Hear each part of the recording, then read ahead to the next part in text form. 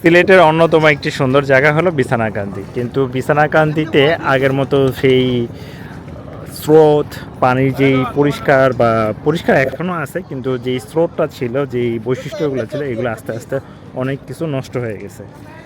আগের মতো সেই পরিমাণ পাথর, মানে আগে অনেক পাথর ছিল, ওই পাথরটা দেখতেছি না, এখন পাথর কম লাগতেছে। তার সাথে সাথে যে ট্রলার, এখানে যে ট্রলারগুলো আসে, এই ট্রলারের যারা ভাড়া করে, অর্থাৎ যারা ট্রলারগুলো চালায়, তাদের অ্যাটিটিউড অনেকটা খারাপ, অনেক খারাপ। সর্বপ্রথম হলো, আমরা যখন ট্রলারটা কন্ট্রাক্ট করতে আসি, এটা ছিল, এখানে কয়েকটা ঘাট আছে। একবার প্রথম যে ঘাটটা আমরা নাম, এই আমরা যেই ঘাটটা থেকে উঠছি ওইটার নাম কি? পীরের বাজার। আচ্ছা, পীরের বাজার ঘাট। পীরের বাজার ঘাট থেকে যখন আমরা উঠলাম, তখন আমাদের যে ট্রলার মালিক ছিল তাদের সাথে কথা ছিল যে ৩,০০০ টাকা ট্রলার, কিন্তু ঘন্টা, মানে এখানে নামে দেওয়ার পরে ১ ঘন্টা আমরা এখানে গোসল করতে পারবো। যাই হোক, কথার এক পর্যায়ে গিয়ে ১ ঘন্টার জায়গায় ২ ঘন্টা হলো। তারপর ২ ঘন্টার মধ্যে আমাদের, অর্থাৎ এরকম পরিষ্কার স্বচ্ছ পানি দেখে আপনার হয়তো ২ ঘন্টা আরও বেশি সময়ও এক্সপেন্ড করতে মনে যাবে, বাট এখন কিন্তু যতটুকু দেখতেছি আসলে মনে হয় না যে ২ ঘন্টা ২.৫ ঘন্টা সময় লাগবে। তা আমি আমার যে সকল বন্ধুরা আছে, যেহেতু এখন অনেক জায়গায় ঘোরার মতো চিন্তাভাবনা, বা ইন্ডিয়াতে অনেকে যাওয়ার চিন্তাভাবনা করতো, কিন্তু সেই জিনিসটা যেহেতু এখন পাচ্ছে না, আমরা এই জন্য দেশের মধ্যে যেসব জায়গাগুলো আছে সেই জায়গাগুলোয় ঘোরার চেষ্টা করি। কিন্তু এই ঘোরাকে পুঞ্জি করে কেউ যদি গলা কাটার চিন্তা ভাবনা করে, সেটা কিন্তু খুবই খারাপ। পর্যটক শিল্পকে যত উন্নত করা যায়, আমাদের দেশের পর্যটক শিল্পটাকে আরও বেশি উন্নত করা দরকার আমি মনে করি।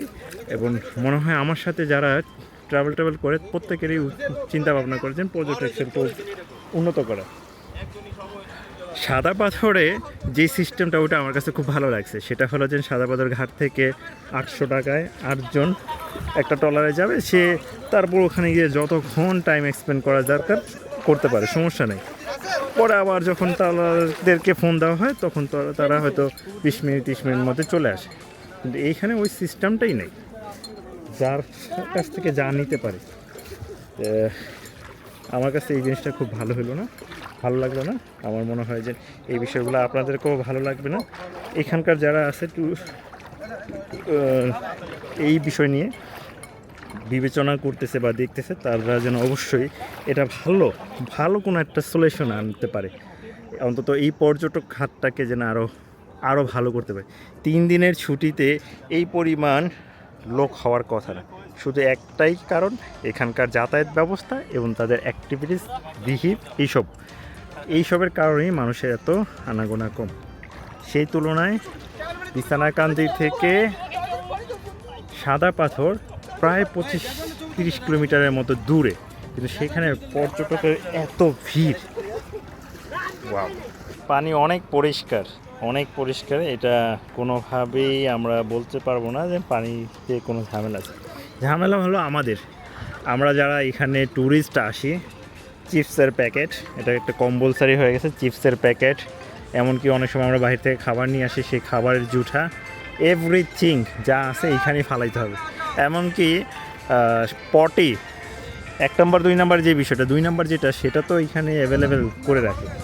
এই হলো আমাদের বাংলাদেশের ট্যুরিস্টের অবস্থা। আমাদের নিজেদের আগে পরিবর্তন হতে হবে, দেন এখানকার মানুষের পরিবর্তন হওয়া দরকার।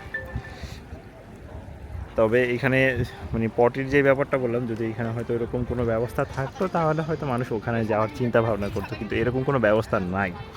আর যেহেতু এটা একটা বর্ডার এরিয়া, একবারে বর্ডার এরিয়া, সো সেই হিসাবে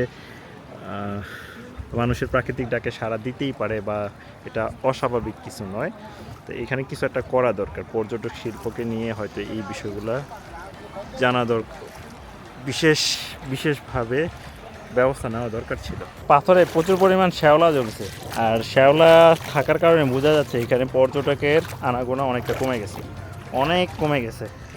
আর এই কমে যাওয়ার পিছনে অন্যতম কারণ হিসেবে আমি বলতে পারি যে এখানকার যে ট্রলার যারা নিয়ে আসে, তাদের অ্যাটিটিউড, রাস্তা খারাপ, এবং বিশেষ করে খাবার এবং পয়ঃনিষ্কাশনের যে ব্যবস্থা আছে এগুলা অতটা ভালো না, যার কারণে এই সকল মিলে ঝিলে এখানকার পর্যটক প্রচুর পরিমাণে হ্রাস পেয়েছে।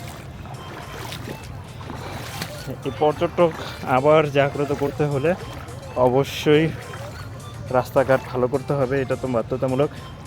এবং এখানকার যে ট্রলাররা মালিকরা আছে তাদের